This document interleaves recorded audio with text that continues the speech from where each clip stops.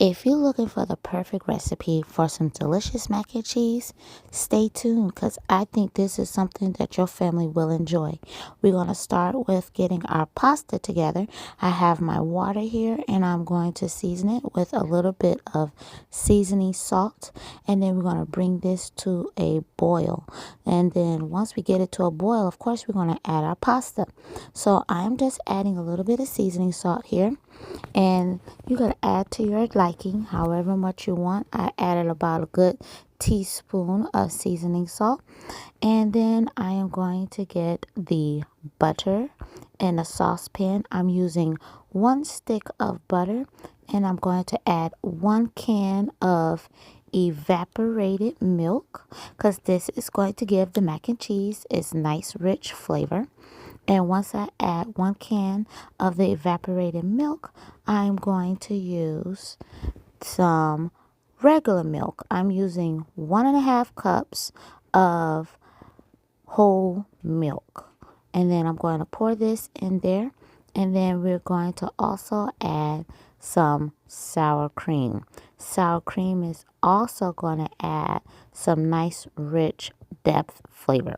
This is about 1 cup of sour cream, and this is whole fat sour cream.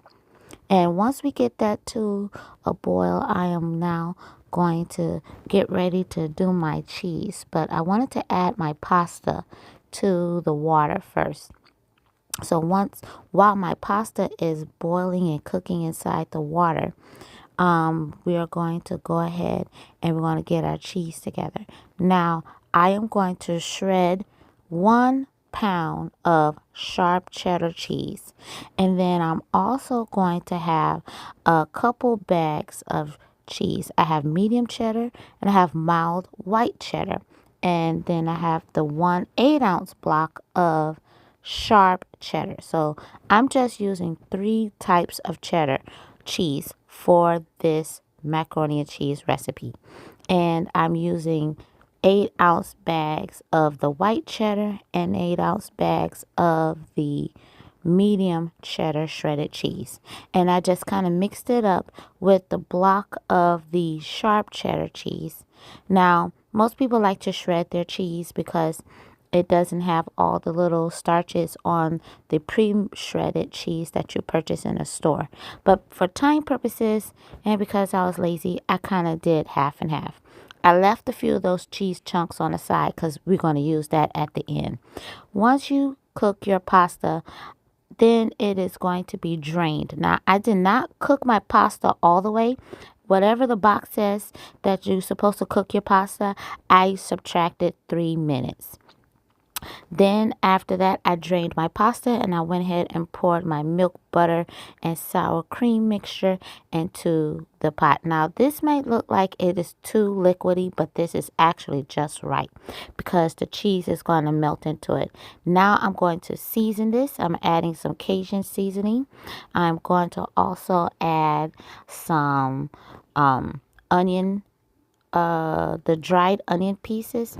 Now, of course, all of these seasonings are according to taste. I used approximately 1 tablespoon and a half of the Cajun seasoning. I'm adding my vegetable herb blend to this to give it a little bit of pop of green. I added about a teaspoon and a half of that. I'm going to add approximately 1.5 teaspoons of the Badia Complete, as well as a little dash of some parsley that I'm going to add into this as well. And like I said, all these seasonings are to taste. I'm adding about a teaspoon and a half of the ground mustard. That's going to give that little pop of flavor as well with the cheddar and the sour cream. Now I'm adding about a good 1.5 cups of the shredded cheese into here. And then I'm going to add another 1/2 cup because I'm going to leave some of that cheese to the side to be able to put in between the macaroni because I like those little pockets of cheese pieces. And you'll see what I'm talking about as the video goes on. So I went ahead and added the remainder of that cheese, and I'm just kind of giving it a nice mix. I do have the stove temperature on medium low heat, so it's going to help melt those shredded cheese pieces all in between the macaroni. And I'm going to do this for about a good 3 to 4 minutes. And once most of the cheese is all melted, then we're going to go ahead and pour this into a nice big cast iron skillet. Now, I decided to do my macaroni and cheese in a cast iron skillet and bake it in the oven because we have company coming over, and I really wanted this macaroni to have a nice crust around it.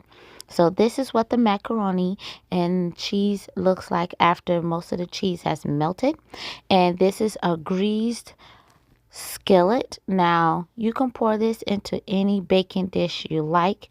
It just depends on how many people you are planning to cook this for.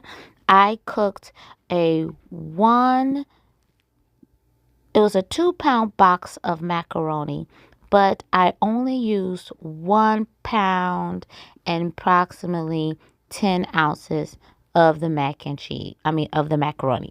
Now you can see I am placing those little cubes of the sharp cheddar cheese. These are going to give that little stretchy pull that you get when you scoop out your mac and cheese when it comes out of the oven. I'm just placing them throughout the macaroni, and then this is going to bake in the oven for about 35 minutes, and I'm going to have it covered. Then once it bakes, then I'm going to uncover it and let it bake for another 15 to 20 minutes so it could get a nice golden brown. Now I'm using the remainder of the shredded cheese on top.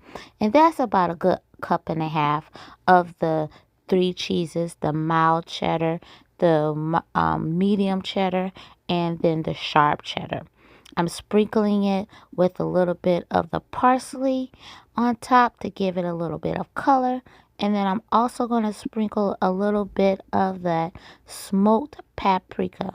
Now, if you want, you can add the smoked paprika in your macaroni as well. But I kind of just wanted it on top for that little color because I didn't want to have too much going on as far as the flavors. I wanted to kind of let the cheese really take on the boldness of the mild and the medium cheddar and the sharp cheddar. This is what the macaroni and cheese look like before it goes into the oven, and this is what it looks like when I took it out. This is after it baked in the oven for about 45 to 50 minutes. Look at that crust. I love macaroni and cheese when it has that crust, a little hint of the bubbles, because this is so nice and hot. This macaroni is so good. Look at it. Look at that. Look at the pull of the cheese. Look at that creaminess of the milk. All of that. And the macaroni is still holding its shape because we partially cooked it in the pot and we let it finish cooking in the oven. You don't want mushy macaroni when you're making macaroni and cheese. You want your macaroni curls to have the right texture. So, if you like this video, please click like, share, and subscribe. Like I said, this recipe can be made according to the family size. This is mainly for entertainment purposes because I made this for a group of friends that were coming over for dinner. So this was able to feed about a good 12 people, maybe 15 depending on portion size. But like I said, if you like this video, leave a comment down below. Make sure to hit subscribe and to share it. Thank you for watching. God bless and have a safe Easter.